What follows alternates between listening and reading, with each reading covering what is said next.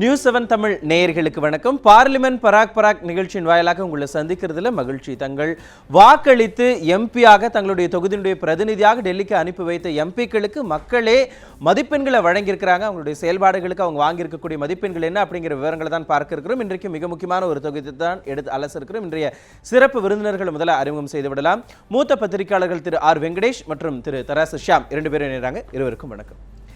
இன்றைக்கு எந்த தொகுதியை பார்க்க இருக்கிறோம் சிறப்பு தொகுப்பின் வாயிலாக தெரிந்து கொள்ளலாம். தமிழகத்தின் மையப்பகுதியில் அமைந்திருக்கும் தொகுதியும் கம்யூனிஸ்ட் கட்சியின் மூத்த தலைவர்களில் ஒருவருமான கல்யாண சுந்தரம் மக்களவைக்கு தேர்ந்தெடுக்கப்பட்ட திருச்சி மக்களவை தொகுதி குறித்துதான் இன்று பார்க்க போகிறோம். திருச்சி தொகுதியில் காங்கிரஸ், இந்திய கம்யூனிஸ்ட் ஆகிய கட்சிகள் தலா 4 முறை வெற்றி பெற்றிருக்கின்றன. அதிமுக, பாஜக ஆகிய கட்சிகள் தலா 2 முறை வெற்றி பெற்றிருக்கின்றன. திருச்சி என்றால் திருப்புமுனை என்று சொல்லும் திமுக திருச்சி தொகுதியில் ஒரே ஒரு முறை மட்டுமே வெற்றி பெற்றிருக்கிறது. திருச்சி 2ஆக இருந்து மறுசீரமைப்பில் பெயர் மாறிய திருச்சி மேற்கு சட்டமன்ற தொகுதி 2011 சட்டமன்ற தேர்தலில் ஜெயலலிதா வெற்றி பெற்ற ஸ்ரீரங்கம் சட்டமன்ற தொகுதி, எறும்பீஸ்வரர் கோவிலுக்கு பெயர் போன திருவெரும்பூர் சட்டமன்ற தொகுதி, சுற்றுலாத்துறை அமைச்சர் வெல்லமண்டி நடராஜன் வெற்றி பெற்ற திருச்சி கிழக்கு தொகுதி, 2008 தொகுதி மறுசீரமைப்பில் உருவாக்கப்பட்ட கந்தர்வக்கோட்டை சட்டமன்ற தொகுதி, திருச்சியிலிருந்து பிரிக்கப்பட்ட புதுக்கோட்டை ஆகிய 6 சட்டமன்ற தொகுதிகளை உள்ளடக்கிய திருச்சி மக்களவை தொகுதியின் மொத்த வாக்காளர்களின் எண்ணிக்கை 13,86,381. ஆனால் கடந்த 2014ஆம் ஆண்டு மக்களவைத் தேர்தலில் வாக்களித்தவர்களின் எண்ணிக்கை 9,85,791 பேர். 2016 சட்டமன்ற தேர்தலை வைத்து பார்க்கும்போது திமுகவும் அதிமுகவும் சமபலத்தில் இருப்பதால் கடுமையான போட்டி நிலவும் என எதிர்பார்க்கப்படுகிறது. மத்திய தமிழகத்தினுடைய தலைநகராக கருதப்படக்கூடிய திருச்சி தொகுதியை பற்றி தான் இன்றைக்கு எடுத்து அலச இருக்கிறோம். பார்லிமெண்ட் பராக் நிகழ்ச்சியில திருச்சி தொகுதியினுடைய எம்பிஆர் அவர் பற்றி விளக்கக்கூடிய ஒரு சிறப்பு தொகுப்பு அடுத்ததாக இவர்தான் எம்பி பகுதியில் பார்க்கலாம். திருச்சி மக்களவை தொகுதியின் முதல் அதிமுக உறுப்பினரான ப. குமார் 1971ஆம் ஆண்டு ஏப்ரல் 21ஆம் தேதியன்று பிறந்தவர். 1991ஆம் ஆண்டு அதிமுகவில் சேர்ந்த குமாருக்கு 2009ஆம் ஆண்டு மக்களவை தேர்தலில் திருச்சி தொகுதியில் வாய்ப்பு வழங்கப்பட்டது. கடுமையான போட்டியில் காங்கிரசின் சாருபாலா தொண்டைமானை வென்ற குமார் முதன்முறையாக மக்களவைக்கு தேர்வானார். அதிமுகவின் இளைஞர் பிரிவு தலைவராக பதவி வகித்த குமாருக்கு 2014இல் மீண்டும் வாய்ப்பு வழங்கினார் ஜெயலலிதா. இம்முறை திமுக வேட்பாளரை 1,50,000 வாக்குகள் வித்தியாசத்தில் வீழ்த்திய குமார் 2வது முறையாக மக்களவைக்கு தேர்வானார். அதிமுகவின் மக்களவை குழு துணைத் தலைவராக இருக்கும் குமார் மீது தொகுதிக்குள் கடும் அதிருப்தி நிலவுகிறது. இன்றைக்கு நம்ம பார்க்க இருக்கிறது திருச்சி தொகுதியை பற்றியும் திருச்சி தொகுதியினுடைய எம்பி பி. குமார் எந்த அளவிற்கு மக்கள் மத்தியில் ஒரு எம்பியாக தன்னை நிலைநிறுத்தி இருக்கிறார், அவருடைய செயல்பாடுகளுக்கு அவர் வாங்கியிருக்கக்கூடிய மதிப்பெண்கள் என்ன விவரங்களை தான் பார்க்க இருக்கிறோம். முதல்ல திரு தராசு ஷியாம், திருச்சி ரொம்ப முக்கியமான ஒரு தொகுதி. மத்திய தமிழகத்தினுடைய ரொம்ப எல்லா பொலிட்டிக்கல் இஷ்யூமே அங்கே தான் தொடங்கும். ஒரு கட்சி ஆரம்பிக்கிறதாகட்டும் இல்லை ஒரு கட்சியினுடைய எல்லா தொடக்கமுமே திருச்சியிலிருந்து தான் ஆரம்பிக்கிறத தமிழக வரலாறு பார்த்து கொண்டிருக்கிறது. எந்த அளவிற்கு அதிமுக்கியத்துவம் வாய்ந்த ஒரு தேர்தலாக இந்த தேர்தல் வரக்கூடிய தேர்தல் திருச்சிக்கு இருக்கும்? மத்திய தமிழகத்தின் தலைநகராக திகழ்கிறதுன்னு சொன்னீங்க. எம்ஜிஆர் காலத்தில் வந்து திருச்சியவே தலைநகராக மாற்றுறதுக்கு அவர் ஒரு திட்டம் வச்சுருந்தார். சொல்லப்போனால் அதிமுக இன்றைக்கு இந்த அளவுக்கு இருப்பதற்கு காரணம் திருச்சி தான். எப்படி என்றால், நீங்கள் சொன்ன கல்யாண சுந்தரம் தான் எம்ஜிஆருக்கு அரசியல் பாதை போட்டு கொடுத்தவர். அவரோடு தோளோடு தோளாக நின்று அதிமுகவை செப்பனிட்டு கொடுத்தவர் வந்து அவர் தான். இன்னும் சொல்லப்போனால் ஜெயலலிதா அவர்கள் 88 தேர்தல் பிரச்சாரத்தை முதலில் தொடக்கியது வந்து திருச்சியில் இருக்கிற அண்ணா சிலைக்கு மாலை அணிவித்து செப்டம்பர் மாதம் 15ஆம் தேதி 1988. இந்த திருச்சியில் தான் நானும் வந்து எனது வேளாண்மை படிப்பை முடித்துவிட்டு அரசு விவசாய அதிகாரியாக முதலிலே பணியாற்ற தொடங்கினேன். திருச்சி வந்து பிரச்சனை திருச்சி தொகுதியில் என்னென்னா, இப்போ இருக்கிற மறுசீரமைப்புக்கு பின்னாடி 4 சட்டமன்ற தொகுதி வந்து திருச்சி மாவட்டம், 2 சட்டமன்ற தொகுதி வந்து புதுக்கோட்டை மாவட்டம். ஆக 2 மாவட்டமுமே கவனிக்க வேண்டிய ஒரு நிலைமையில் திருச்சி எம்பி வந்து அது ரொம்ப கஷ்டமான ஒரு பணி தான். காரணம், புதுக்கோட்டையும் ஒரு மாவட்ட தலைநகராக மாறிடுறதுனால மக்களோட எதிர்பார்ப்புகள் ஜாஸ்தி. ஆனாலும் கூட வந்து பிரசன்ட் எம்பி நிறைய செஞ்சுருக்கலாம், செய்யலை, அதில் மாற்றுக்கிறது எனக்கு இல்லை. ஆனால் வந்து திருச்சியோட மிகப்பெரிய பிரச்சனை என்பது bell. when the bell stops ringing Trichy stops. இது வந்து திருச்சியில் எப்போவுமே சொல்கிற ஒரு விஷயம் தான் எங்கள் காலத்திலே.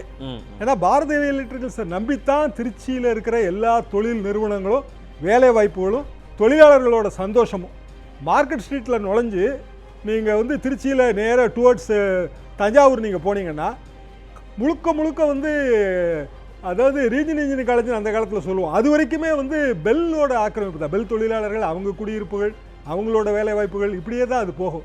சின்ன சின்ன தொழிற்சாலைகள்லாம் அவங்கள நம்பி தான் அது இயங்கிக்கிட்டே இருக்கும். இந்த வாட்டி என்னாச்சுன்னா பெல் வந்து ரொம்ப வீக் ஆகிட்டே வருது. ஆனால் எம்பி என்ன செஞ்சுருக்கணும் அப்படின்னா, அது சென்ட்ரல் கவர்மெண்ட் சப்போர்ட் வந்து அதுக்கு வாங்கி கொடுத்துருந்துருக்கணும். அதை வந்து அவர் செய்ய தவறிட்டார். திருச்சியில் வந்து திருவெரும்பூர்னு ஒரு ஏரியா இருக்குங்க, சட்டமன்ற தொகுதி. அதில் வந்து முதல்ல நாங்கள் ஏரியல் ஸ்ப்ரேயிங் பண்ணுவோம். அதாவது ஹெலிகாப்டரில் பூச்சி மருந்து எடுத்துகிட்டு போய் அங்கே வந்து ஏரியல் ஸ்ப்ரேயிங். தமிழ்நாட்டிலே வந்து ரொம்ப பைலட் ஸ்கீம் அது. விமானம் மூலமாக பூச்சி மருந்து தெளிக்கிற ஒரு திட்டம். அந்த பூச்சி மருந்து தெளிக்கிற திட்டத்தில் தான் ஊழல் நடந்ததா வந்து சர்க்காரியா கமிஷனோட முதல் ஊழல் குற்றச்சாட்டு அதுதான். இப்படி வந்து பல்வேறு வகையில் நீங்கள் ரொம்ப சரியாக சொன்ன மாதிரி திருச்சி வந்து it is a political nerve centre. Thiru Venkatesh, Trichy மக்களவை தொகுதியை பொறுத்த வரைக்கும் மறுசீரமைப்புக்கு பிறகு 2 மாவட்ட தலைநகரங்களை உள்ளடக்கியிருக்கு. அப்படின்னா இதில் 2 விஷயம் வந்து எம்பி கையில் இருக்குது. ஒன்று, அவர் நல்லா பணியாற்றி இருந்தார்னா 2 மாவட்டத்தையும் அவர் வந்து கைக்குள்ளே எடுத்திருக்கலாம். இல்லை நல்லா பணியாற்றலை அப்படின்னா 2 மாவட்டங்களையும் அவர் பேர் இழந்திருப்பார். எப்படி அவர் செயல்பட்டு இருப்பார், எப்படி செயல்பட்டு இருக்கலாம்? ஒரு சின்ன குறுக்கீடு, அவருக்கு ஒரு வாய்ப்பு இருக்கு. அவர் புதுக்கோட்டையில் பிறந்தவர். மாவட்ட வைஸ் வந்து அவர் Pudukkottai place of birth, Trichy வந்து எம்பி சீட் வைஸ். கண்டிப்பா. இப்போ என்னன்னா சார், ஒரு விஷயம், நீங்க மற்ற இது நாள் வரைக்கும் நான் ஒரு 4வது தரமோ 5வது தரமோ அதை பற்றி பேசுறேன். ஒவ்வொரு தரமும் எல்லாருமே முதல் தரம் எம்பிகளை தான் நம்ம பேசியிருக்கோம். இவர் வந்து 2ஆம் முறை எம்பி இவர். அப்போ நீங்கள் ஒரு விஷயத்தை புரிஞ்சுக்கணும், இவருக்கு நிச்சயமாக தில்லியில் எப்படிப்பட்ட அரசியல் நுணுக்கங்களோடு நீங்கள் நாடாளுமன்றத்தில் செயல்பட வேண்டும், எப்படி வந்து திட்டங்களை அங்கிருந்து கொண்டு வர வேண்டும், என்ன விதமான ஒரு நடைமுறைகளை கையாள வேண்டும் என்பதை பற்றிய ஒரு மிகப்பெரிய தெளிவு அவருக்கு கண்டிப்பாக கிடைத்திருக்கும். ஏன்னா 10 ஆண்டு அப்படிங்கிறது ஒரு குறைஞ்சபட்ச காலகட்டம் கிடையாது. 2 பீரியட்லேயும் அவர் வேலை பார்த்துருக்கார். ஒன்று. 2வது, இப்போ என்னன்னா அங்கே இருக்கக்கூடிய மக்களுடைய ஒரு பெரிய ஒரு விஷயம் என்னென்னா, இவர் செஞ்சது போதலை அப்படிங்கிறது தான். இதனால் மற்ற எம்பிஸனுடைய ஒரு விஷயங்கள்லாம் நீங்கள் பார்த்தீங்கன்னா அவங்களுடைய செயல்பாடுகள் இருக்கக்கூடிய குறை என்னென்னா, நீங்கள் ஒன்றுமே செய்யலை. இப்போ நம்ம லாஸ்ட் டைம் பார்த்தபோது நீங்கள் வந்து திருவண்ணாமலை தொகுதியாகட்டும் இல்லை வேலூர் தொகுதியாகட்டும் எல்லா இடத்துலையும் இந்த விமர்சனத்தை நம்ம தொடர்ச்சியாக பார்த்தோம். ஆனால் இந்த இடத்துல எனக்கு தெரிஞ்சு மிக முக்கியமாக இவர் பல திட்டங்களை கொண்டு வந்திருக்காரு. உதாரணமாக நீங்கள் திருச்சி விமான நிலையம் வந்து உள்நாட்டு முனையமாக இருந்தது சர்வதேச முனையமாக மாற்றிருக்காரு. இந்த மாதிரி ஒவ்வொரு இடத்துலையும் என்னென்னலாம் அவரால் செய்ய முடியுமோ அதெல்லாம் கொண்டு வந்திருக்காரு. அது கொண்டு வராமல் இல்லை. ஆனால் அது போதுமா, அது போதலையா, மக்களுக்கிட்ட அவர் கொடுத்த வாக்குறுதிகளை முழுமையாக நிறைவேற்றினார். இந்த போதலைங்கிற ஒரு விஷயம் இருக்கு பாருங்க, அது ரொம்ப சிக்கலான ஒரு விஷயம். அதனால தான் நானும் என்னுடைய கேள்வி அதே போலவே வச்சு 2 மாவட்டங்களுடைய தலைநகரங்களும் இணைந்திருக்கிறது.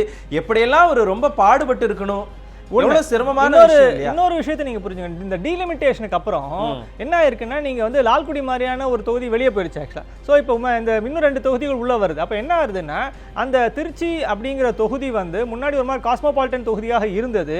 இப்போ வந்து ஒரு தேவர் சமுதாயத்தினுடைய ஒரு தொகுதியாகவே இன்னைக்கு அது முழுமையாக மாறி இருக்கு. இப்படிப்பட்ட ஒரு சேஞ்ச் ஒன்றும் அந்த உள்ளூர்ல நடந்திருக்கு. இப்போ என்ன ஆகுதுன்னா, இப்போ இதுக்கான ஒரு பாதிப்புகள் நிச்சயமாக இருக்குமானா இருக்கு, எதிர்பார்ப்புகள் இருக்குமானா எதிர்பார்ப்புகள் இருக்கு.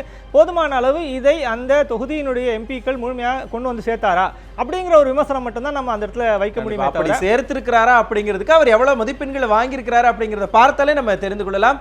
பல்வேறு காரணிகளுடைய அடிப்படையில் மதிப்பெண்களை வாங்கியிருக்கிறாரு திருச்சி தொகுதியினுடைய எம்பி குமார். முதலாவதாக வருகை பதிவினுடைய அடிப்படையில் திருச்சி தொகுதியினுடைய எம்பி குமார் வாங்கியிருக்கக்கூடிய மதிப்பெண்களுடைய விவரங்கள் என்ன பார்க்கலாம். நாடாளுமன்றத்தில் அவர் வைத்திருக்கக்கூடிய அட்டெண்டன்ஸினுடைய அடிப்படையில் திருச்சி தொகுதியினுடைய எம்பி குமார் வாங்கியிருக்கக்கூடிய மதிப்பெண்கள் 10க்கு 7 மதிப்பெண்களை வாங்கியிருக்கிறார். திருச்சி தொகுதியுடைய எம்பி குமார் வாங்கியிருக்கக்கூடிய மதிப்பெண்கள் 10க்கு 7 அட்டெண்டன்ஸினுடைய அடிப்படையில். அவருடைய வருகை பதினுடைய சராசரி அப்படிங்கிறது 80 சராசரி வைத்திருக்கிறாரு. மாநில சராசரி 80 தான். அதே அளவு தேசிய சராசரி 80ஆக இருக்கிறது. மாநில சராசரி 78ங்கிற போது அவர் 80 சராசரி வைத்திருக்கிறாரு.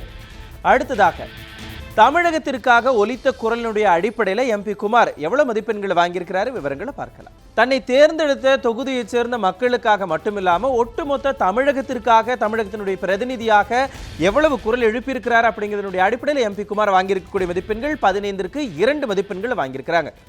தமிழகத்திற்காக ஒலித்த குரலினுடைய அடிப்படையில் அவர் வாங்கியிருக்கக்கூடிய மதிப்பெண்கள் 15க்கு 2 மதிப்பெண்கள் மட்டுமே வாங்கியிருக்கிறார். அடுத்ததாக நாடாளுமன்றத்தில் எம்பி குமாரனுடைய செயல்பாடுகள் எப்படி இருக்கு, அதற்கு அவர் எவ்வளவு மதிப்பெண்களை வாங்கியிருக்கிறாரு பார்க்கலாம். நாடாளுமன்ற செயல்பாடுகளுடைய அடிப்படையில் எம்பி குமார் வாங்கியிருக்கக்கூடிய மதிப்பெண்கள் 10ற்கு 3 மதிப்பெண்களை வாங்கியிருக்கிறாரு. நாடாளுமன்றத்தில் அவர் என்னென்ன விஷயங்கள் எல்லாம் செய்திருக்கிறாரு, செயல்பாடுகளுடைய அடிப்படையில் வாங்கியிருக்கக்கூடிய மதிப்பெண்கள் 10ற்கு 3 மதிப்பெண்கள். இந்த நாடாளுமன்ற செயல்பாடுகள் அப்படிங்கிறது 3 காரணிகளுடைய அடிப்படையில் மதிப்பெண்கள் வழங்கப்பட்டிருக்கிறது. அதில் முதலாவது அவர் கலந்து கொண்டிருக்கக்கூடிய விவாதங்கள் அப்படின்னு எடுத்து பார்த்துட்டோம்னா 38 விவாதங்களை மட்டும்தான் கலந்து கொண்டிருக்கிறாரு. இது தேசிய மற்றும் மாநில சராசரியை காட்டிலும் குறைவான விவாதங்கள் தான் அவர் கலந்து கொண்டிருக்கிறாரு. அடுத்ததாக நாடாளுமன்றத்தில் அவர் எழுப்பியிருக்கக்கூடிய கேள்விகள் எத்தனை அப்படிங்கிற விவரங்கள் 462 கேள்விகளை அவர் முன்வைத்திருக்கிறாரு. தேசிய மற்றும் மாநில சராசரி காட்டிலும் இது அதிக அளவு அவர் கேள்விகள் எழுப்பியிருக்கிறாரு.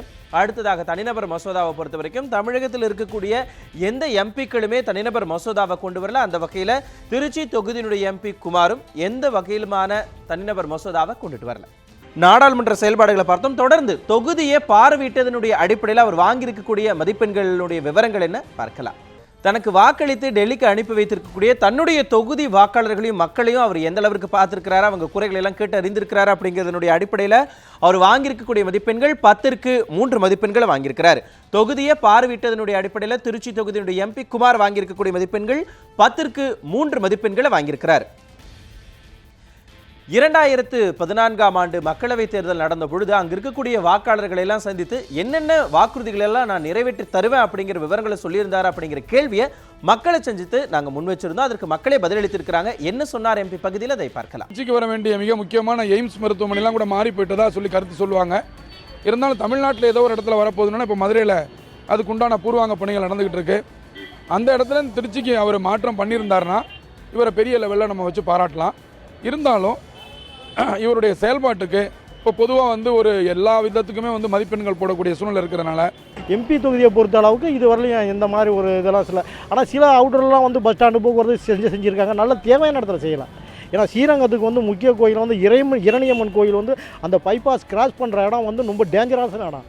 அந்த இடத்துல வந்து எதுவுமே அவங்க செய்யலை. ரயில்வே பாலம் இது வரைக்கும் வேலை பார்க்கப்படலை. ரெண்டாவது இங்கே பஸ் ஸ்டாண்ட் வந்து நியரஸ்ட்டாக வரப்போகுதுன்னாங்க. இது வரைக்கும் கிரவுண்டு எம்டி பண்ணாங்களே ஒழிஞ்சு திருப்பியும் அதில் கருவேலைகள் முளைஞ்சது தான் மிச்சம். அதோட நடவடிக்கையும் செயல்பாடுகள் இல்லை. ரெண்டுமே எங்களுக்கு அவசியம்தான். விரைவில் பணி முடித்தா சௌரியமாக இருக்கும்னு எதிர்பார்த்தோம். இது வரைக்கும் 0 ரிப்போர்ட். இந்த தொகுதியில் வந்து எந்த விதமான அடிப்படை வசதியுமே இது வரைக்கும் ஒன்று நடத்தாது. இது வந்து ஒரு தமிழக அரசால் சுற்றுலாத்தலமாக தேர்ந்தெடுக்கப்பட்ட தொகுதி இது. ஆனால் அந்த சுற்றுலாத்தலத்துக்கான ஒரு அறிகுறியே எதுவுமே கிடையாது. எம்பியை வந்து நாங்கள் எலெக்ஷன் சமயத்தில் ஓட்டு கேட்க வந்த போது தான் நாங்கள்லாம் பார்த்துருக்கோம். அதுக்கப்புறம் வரல. ஒரே ஒரு தடவை இந்த மலைக்கோட்டை பகுதியில் இருக்கிற முனீஸ்வரன் கோயில்கிட்ட 200 அடி கம்பத்தை ஒன்று புதுசாக அந்த எலக்ட்ரிக் லைட்டை ஏற்றுறதுக்காக வந்தாருங்க. அதுக்கப்புறம் நாங்கள் இந்த பக்கம் திரும்பி கூட பார்க்கணும். வளர்ச்சி திட்டம்னு பார்த்தீங்கன்னா இப்போ எங்கள் தொகுதி 63வது வார்டில் ரேஷன் கடை இதை கட்டி கொடுத்துருக்காங்க. ஒரு 3 கடை வந்திருக்கு. அதெல்லாம் மெயினாக சர்வீஸ் ரோடு தான் எங்களுக்கு ரொம்ப பிரச்சனையாக இருக்குது. ஒரு 10 வருஷமாகவே சர்வீஸ் ரோடுனால ஏகப்பட்ட விபத்துகள் நடந்துகிட்டு இருக்குது. தொடர்ந்து இதை வந்து வற்புறுத்திக்கிட்டு தான் இருக்கும். பொதுமக்கள் வந்து போராடிக்கிட்டு இருக்காங்க. எத்தனையோ தடவை மனு கொடுத்துருக்காங்க. எம்பி எம்எல்ஏ எல்லாத்துக்கிட்டையுமே கொடுத்துருக்காங்க. எம்பி இதில் என்னென்னு கேட்டிங்கன்னா அவர் முயற்சி பண்ணுறப்ப கேஸு அப்படி இப்படின்னு போயிட்டு அது அப்படியே அந்த கேஸ் ஓடிக்கிட்டு இருக்கு. இன்ன வரைக்கும் மக்களுக்கு அதை செய்வாங்களா செய்ய மாட்டாங்களாங்கிற எந்த ஒரு நம்பிக்கையே இல்லாமல் தான் எங்களுக்கு இருக்குது. எங்களுக்கு முதல்ல இவர் எம்பி வரும்போதே ஒருங்கிணைந்த பேருந்து நிலையம் வேணும்னு சொல்லி கேட்டிருந்தோம். அவர் அதை செய்கிறோன்னு சொல்லி நம்ம சுடுகாட்டுக்கு பக்கத்தில் இடமெல்லாம் பார்த்துருந்தாங்க. ஆனால் இது வரைக்கும் அதுக்கான எந்த முயற்சியாவது அவர் எடுத்திருக்கிறாரா, இல்லை 10வது வார்டு மக்களுக்காக அவர் இதை தான் செய்திருக்கிறாரா சொல்லுங்கள் பார்ப்போம். அவருக்கே சொல்ல தெரியாது. அவர் என்ன செஞ்சுருக்காருன்னு சொல்ல தெரியாது. ஏன்னா அவர் எங்களுக்குன்னு எதுவுமே செஞ்சது கிடையாது. நாங்கள் என்ன எதிர்பார்த்தோமோ அதை விட கொஞ்சம் நல்லா செஞ்சுக்கிட்டு இருக்கிறாரு. இன்னும் கொஞ்சம் நிறைய வேலைகள்லாம் இருக்குது. முக்கியமானது எங்களுக்கு சர்வீஸ் ரோடு. இந்த சர்வீஸ் ரோடு வந்து அண்ணன் வந்து ஆரம்ப காலமாக அவங்க தான் முயற்சி எடுத்தவங்க.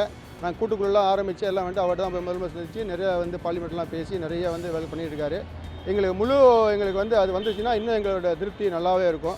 செய்வாருங்க நம்பிக்கை எங்களுக்கு நிச்சயமாக இருக்குது. அந்த வேலை அவர் ஈடுபட்டுக்கிட்டு இருக்காரு. எங்களுக்கு கேள்வி. அடுத்ததாக தொகுதி மேம்பாட்டு நிதி பயன்படுத்தினதனுடைய அடிப்படையில் எம்பி குமார் வாங்கியிருக்கக்கூடிய மதிப்பெண்களுடைய விவரங்களை பார்க்கலாம். தனக்கு வாக்களித்து தேர்வு செய்திருக்கக்கூடிய தொகுதி மக்களுக்கு பயன்பாட்டுக்கு கொடுத்திருக்கிறாங்க தொகுதி மேம்பாட்டு நிதி. அதை எந்த அளவிற்கு பயன்படுத்தி மக்களுடைய நலத்திட்டங்களை செய்திருக்கிறார் அப்படிங்கிறதுடைய அடிப்படையில் எம்பி குமார் வாங்கியிருக்கக்கூடிய மதிப்பெண்கள் 20ற்கு 7 மதிப்பெண்களை வாங்கியிருக்கிறார். தொகுதி மேம்பாட்டு நிதியை பயன்படுத்தி மக்களுக்கு நலத்திட்டங்களை கொண்டு வந்ததனுடைய அடிப்படையில் எம்பி குமார் வாங்கியிருக்கக்கூடிய மதிப்பெண்கள் 20ற்கு 7 மதிப்பெண்களை வாங்கியிருக்கிறார். மக்களுக்கு அவர் கொடுத்திருக்கக்கூடிய வாக்குறுதிகளை எல்லாம் எந்த அளவிற்கு நிறைவேற்றியிருக்கிறாரு மதிப்பெண்களை பார்க்கலாம். தொகுதி வாக்காளர்களுக்கெல்லாம் கொடுத்திருக்கக்கூடிய வாக்குறுதிகளை எந்த அளவிற்கு அவர் நிறைவேற்றிருக்கிறார், இதனுடைய அடிப்படையில் அவர் வாங்கியிருக்கக்கூடிய மதிப்பெண்கள் 25ற்கு 4 மதிப்பெண்களை வாங்கியிருக்கிறார். வாக்குறுதி நிறைவேற்றத்தினுடைய அடிப்படையில் திருச்சி எம்பி குமார் வாங்கியிருக்கக்கூடிய மதிப்பெண்கள் 25ற்கு 4 மதிப்பெண்களை வாங்கியிருக்கிறார். தங்களுடைய தொகுதி பிரதிநிதி, தங்களுடைய எம்பி குமார் பற்றி என்ன நினைக்கிறாங்க மக்கள், அவங்க வழங்கியிருக்கிறாங்க மதிப்பெண்கள், விவரங்களை பார்க்கலாம். 10க்கு ஒரு 3% கொடுப்போம். 10க்கு நாங்கள் 8 மார்க் தாராளமாக தரலாம் சார். 10க்கு 8 மார்க் மதிப்பெண் கொடுப்போம். மிஞ்சி போனால் என்ன ஒரு 5 மார்க் கொடுக்கலாம், 50% அவ்வளோதான். இவருடைய செயல்பாடு 10க்கு 4லேருந்து ஒரு 5 மதிப்பெண்கள் பெறக்கூடிய அளவுக்கு இவர் பணியாற்றுறாரு. 3 மார்க் கொடுக்கலாம் சார். 3 அதிகம் சார் அவருக்கு. அவரோட செயல்பாடுக்கு 10க்கு ஒரு 5 தான் கொடுக்கலாம். 10க்கு நான் வந்து கிட்டத்தட்ட 9 மதிப்பெண் கொடுப்பேன். ஏன்னா அவருடைய செயல்பாடு எனக்கு ரொம்ப பிடிச்சிருக்கு. மக்கள் தங்களுடைய தரப்பு கருத்துக்களாக பகிர்ந்து கொண்டிருந்த இந்த விஷயங்கள், மக்கள் மதிப்பெண்கள் எவ்வளவு வழங்கியிருக்கிறாங்க அப்படிங்கிறத பார்த்தோம். தொடர்ந்து மக்கள் கொடுத்திருக்கக்கூடிய மதிப்பெண்களுடைய சராசரி என்ன அப்படிங்கிறத பார்க்கலாம். திருச்சி தொகுதியினுடைய எம்பி குமார் வாங்கியிருக்கக்கூடிய மக்கள் மத்தியில் அவர் வாங்கியிருக்கக்கூடிய மதிப்பெண்கள் 10ற்கு 1 மதிப்பெண்களை வாங்கியிருக்கிறார். மக்கள் கிட்ட அவர் வாங்கியிருக்கக்கூடிய மதிப்பெண் 10ற்கு 1 மதிப்பெண்ணை வாங்கியிருக்கிறார் திருச்சி தொகுதியினுடைய எம்பி குமார். ஒட்டு மொத்தமாக 100க்கு திருச்சி தொகுதியுடைய எம்பி குமார் வாங்கியிருக்கக்கூடிய மதிப்பெண்கள் என்ன, விவரங்களை பார்க்கலாம். ஒரு பக்கம் நாடாளுமன்றத்தில் செயல்பாடு, இன்னொரு பக்கம் மக்கள் மத்தியில் செல்வாக்கு. இதனுடைய அடிப்படையில் எல்லாம் ஒட்டுமொத்தமாக 100க்கு ஒரு எம்பியாக திருச்சி தொகுதியினுடைய எம்பி குமார் வாங்கியிருக்கக்கூடிய ஒட்டுமொத்தமான மதிப்பெண்கள் என்ன, விவரங்களை தான் பார்த்து கொண்டிருக்கிறோம். அவர் வாங்கியிருக்கக்கூடிய மதிப்பெண்கள் 100க்கு 27 மதிப்பெண்களை வாங்கியிருக்கிறார். ஒட்டுமொத்தமாக 100க்கு திருச்சி தொகுதியுடைய எம்பி குமார் வாங்கியிருக்கக்கூடிய மதிப்பெண்கள் 100க்கு 27 மதிப்பெண்களை வாங்கியிருக்கிறார். எந்தெந்த காரணிகளுக்கு எவ்வளவு மதிப்பெண்களை வாங்கியிருக்கிறாரா அப்படிங்கிற முழு விவரப்பட்டியலை அடுத்ததாக பார்க்கலாம். திருச்சி தொகுதியினுடைய எம்பி குமார் வாங்கியிருக்கக்கூடிய முழு மதிப்பெண்களுடைய விவரப்பட்டியலை தான் பார்த்து கொண்டிருக்கிறோம். வருகை பதிவுக்கு அவர் வாங்கியிருக்கக்கூடிய மதிப்பெண்கள் 10ற்கு 7 மதிப்பெண்களை வாங்கியிருக்கிறாரு.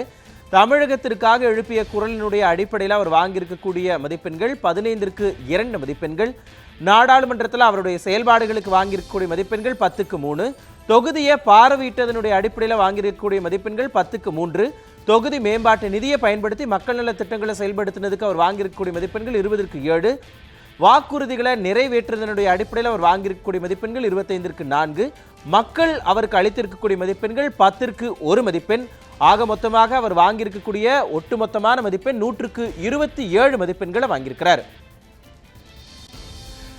திரு வெங்கடேஷ், நீங்கள் தான் ஆரம்பத்திலே சொன்னீங்க இவர் முதல் முறை எம்பி கிடையாது, இவர் 2வது முறையாக எம்பி ஆயிருக்கிறாரு. ஸோ எல்லாமே அவருக்கு நிறையா ப்ரொசீஜர்ஸ் எல்லாம் தெரிஞ்சிருக்கும் அப்படின்னு. எல்லாமே தெரிஞ்சிருந்தும் 2 மாவட்டங்கள் புதுக்கோட்டையோடவும் அவருக்கு தொடர்பு இருக்கிறது, திருச்சி தொகுதியுடைய எம்பியாக இருக்கிறாரு. அப்படின்னா ரொம்ப வேகமாக அவர் செயல்பட்டு இருக்கணும்ல, ஆனால் அவர் அதில் தவறிட்டாரோ? ஒரு அம்சம் இந்த திருப்பி இந்த நிதி பயன்பாடுல ஒரு விஷயத்தை நீங்க போட்டிருக்கீங்க. அவர் கிட்டத்தட்ட இந்த 5 ஆண்டுகளில் 17.4 கோடிக்கு வாங்கியிருக்காரு. அதுக்கு நிதி ஒதுக்கீடு செய்யப்பட்டிருக்கு. கிட்டத்தட்ட 16.9 கோடி அவர் செலவு பண்ணியிருக்காரு. அப்படின்னா நீங்க அதனுடைய நீங்க 20 மார்க்குக்கு 7 மார்க் போட்டிருக்கீங்க. நான் இந்த இடத்துல ஒரு 15 மார்க்காவது வரும்னு நான் எதிர்பார்த்தேன். அந்த இடத்துல எங்களுடைய மதிப்பெண்ணுடைய அடிப்படை அப்படிங்கிறது எப்படின்னா, மக்கள் நல திட்டங்களாக மக்களுடைய பயன்பாட்டுக்கு வந்ததனுடைய அடிப்படையில். ஏன்னா ஒரு எம்பி கடைசியில் இப்ப ஜனவரி மாசம் கூட ஒரு ஏதாவது ஒரு திட்டத்துக்காக ஒதுக்கலாம் இல்லையா?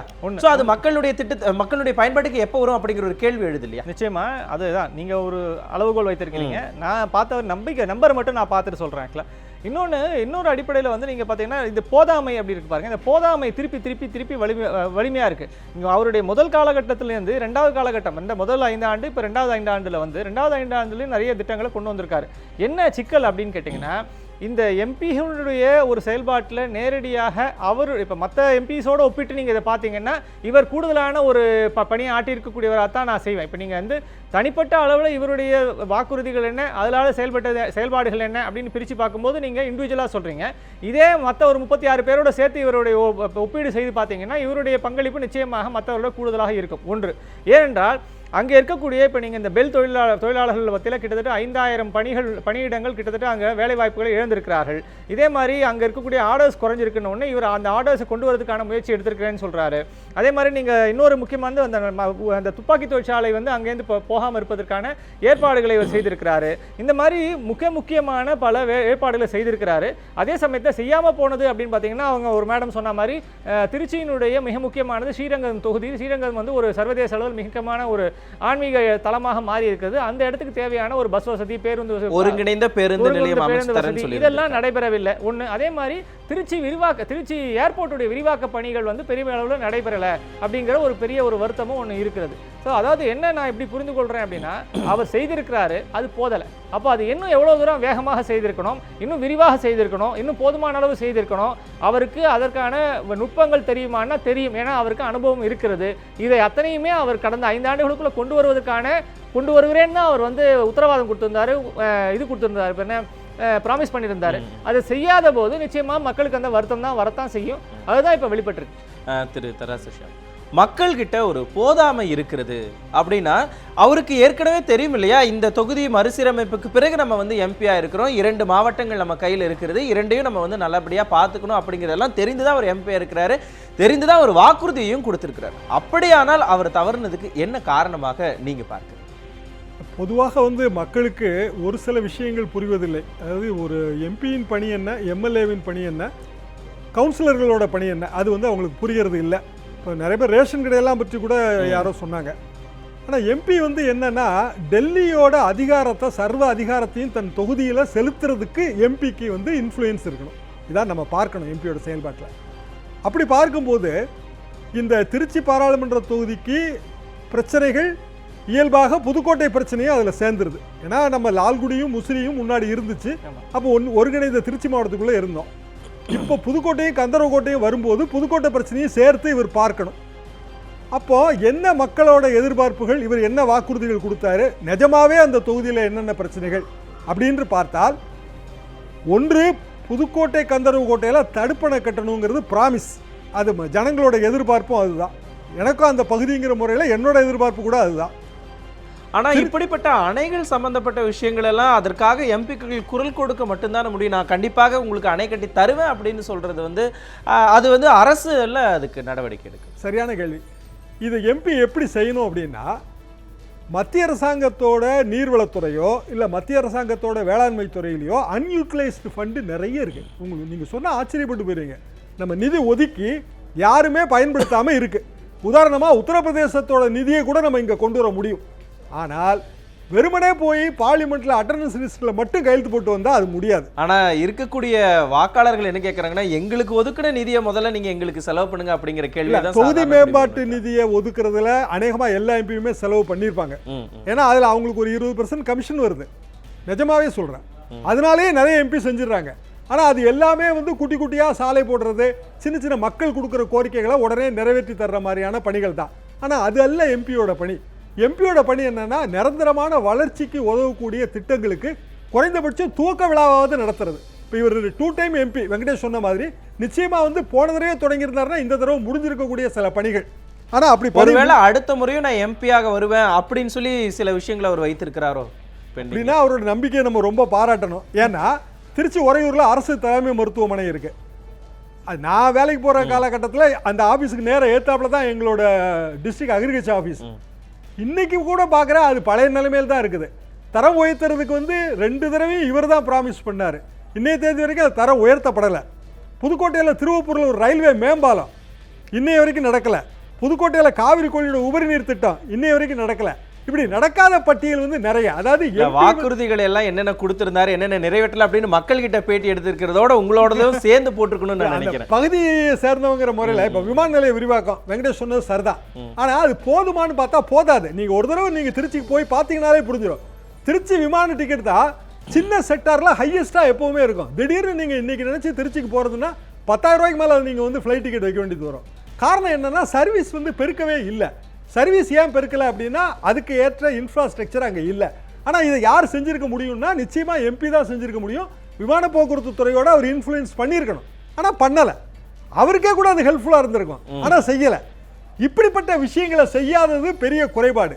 சின்ன சின்ன விஷயங்கள் வந்து செய்திருப்பார், அதை நம்ம இல்லைன்னு சொல்ல முடியாது. அதான் சொல்லிட்டீங்களே சின்ன சின்ன விஷயங்கள் அப்படின்னு சொல்லி. இல்லை இப்போ உதாரணமாக பிரைம் மினிஸ்டரோட ஒரு சில ஸ்கீமில் எனக்கு ரொம்ப பிடித்த ஸ்கீம் வந்து கிராம ஏற்பு. இந்த கிராம ஏற்பு நான் வேளாண்மை பட்டதாரியாக இருக்கிறப்ப கிராம ஏற்புக்கு ரொம்ப இம்பார்ட்டன்ஸ் கொடுத்து செய்வோம். இவரும் வந்து தாயனூர் சோமரசம்பேட்டைன்னு ஒரு இடங்க, சோமரசம்பேட்டையில் பக்கத்தில் தாயனூர் கிராமத்தை இவர் எடுத்திருக்காரு. தத்தெடுத்து நிறைய செஞ்சுருக்கிறாரு, அது இல்லைன்னு சொல்ல முடியாது. ஆனால் அது அந்த ஒரு கிராமத்தை தாண்டி போகாது. அந்த கிராமத்துக்குள்ள போய் கேட்டா கூட கண்டிப்பா. செய்யாது. ஏன்னா நாளைக்கு அவர் ஓட்டு கேட்டுக்கு போகும் பொழுது மக்களவை தொகுதி எல்லாத்துக்கும் தான் அவர் போகணும். எப்படி மக்கள் மதிப்பிடுறாங்க அப்படிங்கிறத நம்ம பொறுத்திருந்தான் பார்க்க வேண்டியிருக்கிறது. அடுத்ததாக நம்ம பார்க்க இருக்கிறது எதிர்வரக்கூடிய மக்களவை தேர்தலில் எந்தெந்த கட்சியை சேர்ந்த யார் யாரெல்லாம் திருச்சி தொகுதியிலிருந்து வேட்பாளராக நிறுத்துவதற்கான வாய்ப்புகள் இருக்கு அப்படிங்கிற விவரங்களை கட்சியினுடைய அடிப்படையில் பார்க்கலாம். முதலாவதா நம்ம பார்க்க இருக்கிறது அதிமுகவிலிருந்து யாரெல்லாம் வேட்பாளராக நிறுத்துவதற்கு வாய்ப்புகள் இருக்கிறது பார்க்கலாம்.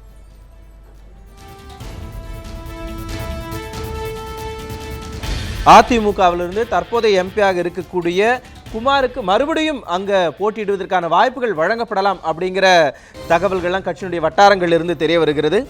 அடுத்ததாக முன்னாள் அமைச்சராக இருந்த திரு பரஞ்சோதிக்கு அங்கு வாய்ப்புகள் வழங்கப்படலாம் அப்படிங்கிற தகவல்களும் நமக்கு கிடைக்கிறது.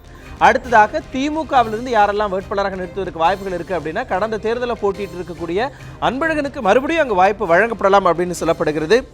அதே போல வர்த்தகர் அணியைச் சேர்ந்த திரு துரைராஜுக்கு அங்கு வாய்ப்புகள் வழங்கப்படலாம் அப்படின்னு சொல்லப்படுகிறது. அடுத்ததாக அம்மா மக்கள் முன்னேற்ற கழகத்தைச் சேர்ந்த அமைப்பு செயலாளராக இருக்கக்கூடிய சார்பாலா தொண்டைமானுக்கு அங்கு வாய்ப்புகள் வழங்கப்படலாம் அப்படின்னு சொல்லப்படுகிறது. அதே போல அமைப்பு செயலாளராக இருக்கக்கூடிய திரு மனோகரனுக்கும் அங்கு வாய்ப்புகள் வழங்கப்படலாம் அப்படின்னு சொல்லப்படுகிறது.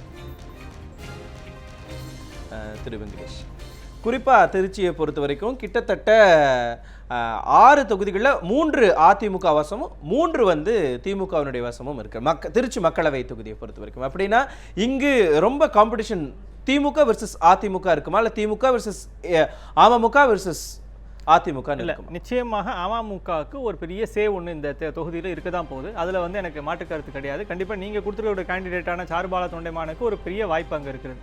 நான் தெரிந்து கொள்ள எனக்கு கிடைச்ச செய்திகளின்படி அடிப்படையில் இன்னொன்று பார்க்கும்போது காங்கிரஸ் கட்சியினுடைய தலைவரான திருநாவுக்கரசர் இந்த தொகுதியில் நிற்கணும்னு விருப்பப்படுகிறாருன்னு நான் தெரிந்து கொள்கிறேன். அப்படின்னா நிச்சயமாக அவர் வந்து இந்த இடத்துல தான் வந்து எம்பியாக நிற்கணும்னு ஆசைப்படுறாருன்னு ஒன்று பேச்சு அடிபடுது. அப்படி ஒரு சூழ்நிலை இன்கேஸ் இந்த காங்கிரஸ் திமுக கூட்டணிக்குள்ள நீங்கள் இந்த இடத்த வந்து ஒருவேளை அவங்க காங்கிரஸுக்கு கொடுப்பார்களே ஆனால் அதை வந்து திருநாவுக்கரசர் அவர்கள் நிற்கணும்னு விரும்புகிறார். இது வந்து அவருடைய தரப்பை நம்ம தெரிந்து கொண்ட ஒரு செய்தி. அப்போது அந்த இடத்துல பார்த்தீங்கன்னா காங்கிரஸ் அந்த இடத்துல ஏற்கனவே நீங்கள் வெற்றி பெற்ற தொகுதி அடைக்கலராஜுடைய பல சமயங்கள் அங்கே வெற்றி பெற்றிருக்கார், அவருடைய முன்னால் இருக்கக்கூடிய தொகுதி அப்படின்னு ஒரு இடம் ஒன்று இருக்குது. ஸோ அப்போ அந்த ஒரு ட்ரெடிஷ்னலான வாக்குகள் ஒன்று இருக்கும் அப்படின்னு ஒரு நம்பிக்கை இருக்குது. ஒன்று இன்றைக்கு டீலிமிட்டேஷனுக்கு அப்புறம் சூழ்நிலை மாறி இருக்குது. சூழ்நிலை மாறினதில் பார்க்கும்போது அம்மா மக்கள் முன்னேற்ற கழகத்துக்கு அங்கே ஒரு பெரிய செல்வாக்கு ஒன்று இருக்குது. ஸோ இந்த 2 பேருடைய ஒரு முக்கியமான ஒரு போட்டியாக அந்த இடத்துல இருக்கும். அதிமுக திரு குமார் அவர்களுடைய செயல்பாட்டினால மட்டுமே இந்த தரம் பார்த்தீங்கன்னா, ஏன்னா 2 முறை அங்கே இருந்திருக்கிறார், அவர் ஏதேனும் ஒரு நிச்சயமாக சில பணிகளை செய்திருப்பார். அந்த பணிகளுக்காகவாவது கண்டிப்பாக அவரை அங்கே மீண்டும் நிறுத்துவார்கள். அப்படி நிறுத்துவார்களே ஆனால் அவருக்கும் நிச்சயமாக ஒரு செல்வாக்கு இருக்கு, ஒரு கணிசமான வாக்குகளை அவர் பெறுவார். முன்னாடி அவங்களுடைய வாக்கை உயர்த்தி கொடுத்தது வந்து ஜெயலலிதா அவர்கள். ஜெயலலிதா அவருடைய ஒரு சரிஸ்மால தான் நீங்கள் வந்து மிகப்பெரிய அளவில் வாக்குகளை பெற்றார். இன்னைக்கு அவங்க ஆனால் மற்ற எம்பிக்களை சொல்லும் பொழுது ஜெயலலிதாவினுடைய இந்த மோடியா லேடியா அப்படிங்கிறதெல்லாம் வந்து இவருக்கு எஃபெக்ட் ஆயிருக்கும். அப்படின்னா இதற்கு முந்தைய தேர்தலையும் ஒரு எம்பியாக அங்கே ஜெயிச்சிருக்கிறார். நீங்கள் அப்படி பாருங்க 2 இடத்துல. அதனால தான் நான் சொல்கிறேன், நீங்கள் இப்படி பாருங்கள். அதாவது அவர் போன 2014 தேர்தலில் தான் இந்த மோடியா லேடியாங்கிற ஒரு மிகப்பெரிய ஒரு இது கோஷம் முன்வைக்கப்பட்டது. இவர் அதுக்கு முன்னாடியே அங்கே 2009 ஜெயிச்சார். அப்போ அந்த ஒரு ட்ரெடிஷனலாக அவர் தனக்கான ஒரு வாக்கு வங்கியை உருவாக்கி இருப்பார். அது அதிமுகவுடைய வாக்கு வங்கியாக இருக்கும். அந்த வாக்கு வங்கியை இன்றைக்கு இந்த அம்மா மக்கள் முன்னேற்ற கழகத்தினர் நிச்சயமாக ஏதேனும் ஒரு வகையில் கொஞ்சம் எடுக்க முடியும். அண்ட் அந்த கேண்டிடேட்டும் வலுவான கேண்டிடேட்டாக இருப்பாங்க. அப்போ நிச்சயமாக அந்த ஒரு தொகுதிக்கு ஏற்கனவே அந்தமா அறிமுகமானவங்க, அவங்களால ஒரு பெரிய ஒரு இது இருக்கு, மேயரா இருந்தவங்க, அதனால ஒரு இடம் இருக்கு. ஒன்று. ரெண்டாவது, இன்கேஸ் வந்து நீங்க காங்கிரஸுக்கு கொடுக்கப்படுமே ஆனால் திருநாவுக்கரசர் அங்கே நின்றாரானால் அது நிச்சயம் வேற ஒரு கலரை ஒன்று அந்த இடத்துல கண்டிப்பாக கூட போட்டி இன்னும் கடுமையாக இருக்கும். திரு ஷியாம், இப்போ இவர் சொல்லியிருக்கக்கூடிய ஒரு முக்கியமான விஷயத்தை பொறுத்து பார்க்கும் பொழுது 2009 குமார் வந்து அங்க எம்பியாக தேர்வு செய்யப்பட்டிருக்கிறாரு. ஒருவேளை அப்போ ஏதாவது அதிருப்தி இருந்திருந்தா கூட 2014 ஜெயலலிதாவினுடைய கோஷத்திற்காக அவருக்கு ஓட்டு விழுந்திருக்கலாம். இப்போ அதே செல்வாக்கு, அதே ப்ராக்சிமிட்டி அவர்கிட்ட மக்கள் மத்தியில் அவருக்காக இருக்கும்னு எதிர்பார்க்கலாம்.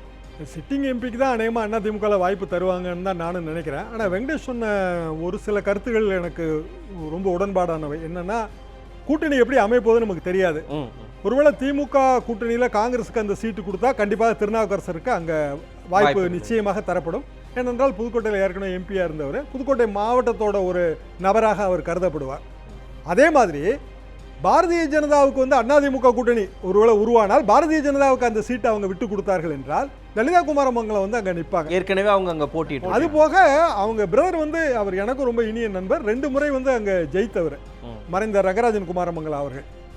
அப்போது அம்மா மக்கள் முன்னேற்ற கழகத்தோட ரோல் இதில் என்னன்னு பார்த்தா, சார்பாலா தொண்டைமான் வந்து அவங்க புதுக்கோட்டை பகுதியில் மிகுந்த செல்வாக்கு பெற்ற ஒரு குடும்பத்தை சேர்ந்தவர்கள். ஏற்கனவே வந்து நீங்கள் சொன்ன 2009 தேர்தலில் கூட அவங்க வெற்றி வாய்ப்பை இழந்தது ரொம்ப சின்ன ஓட்டு வித்தியாசம் தான், சின்ன ஓட்டு வித்தியாசம் தான். அதுக்கு பிறகு அவங்க தனியாக போட்டி போடும்போது கிட்டத்தட்ட ஒரு 80,000-90,000 ஓட்டு வாங்கியிருக்கிறாங்க. அப்போ அவங்களோட போட்டி என்பது மற்ற வேட்பாளர்களுக்கு மிகவும் கடுமையாக இருக்கும். சார்பாலா தொண்டைமானுக்கு சப்போஸ் ஒருவேளை காங்கிரஸுக்கோ இல்லை பிஜேபிக்கோ இது போனால் சார்பாலா தொண்டைமான் ஜெயிப்பதற்கான வாய்ப்புகள் வந்து ரொம்ப கூடிரும். அப்படின்னா திருச்சி தொகுதியை பொறுத்த வரைக்கும் கண்டிப்பா அமமுகவினுடைய வேட்பாளர் சார்பாலா தொண்டைமான் தான், அவங்க பெரிய டஃப்பா இருப்பாங்க அப்படிங்கறத உங்களுடைய கருத்தை எடுத்து. நிச்சயமா வெரி வெரி டஃப். சார்பாலா தொண்டைமான் போட்டி போட்டால் திருச்சி வந்து அமமுக கைப்பற்றுவதற்கான வாய்ப்பு அதிகம். கண்டிப்பாக அதெல்லாமே வந்து அப்ப கூட்டணி யார் கூட இருக்கு அப்படிங்கறத பொறுத்து தான் வேட்பாளர்களுடைய தேர்வுமே இருக்கும். அதை நம்ம பொறுத்திருந்து பார்க்கலாம். அரங்கத்திற்கே வந்து உங்களுடைய கருத்துக்களை எல்லாம் பகிர்ந்ததுக்கு இருவருக்கும் மிக்க நன்றி. இதோடு இன்றைய பார்லிமெண்ட் பராக் நிகழ்ச்சி நிறைவேற்றலாம். தொடர்ந்து இணைந்திருங்கள் நியூஸ் 7 தமிழ்.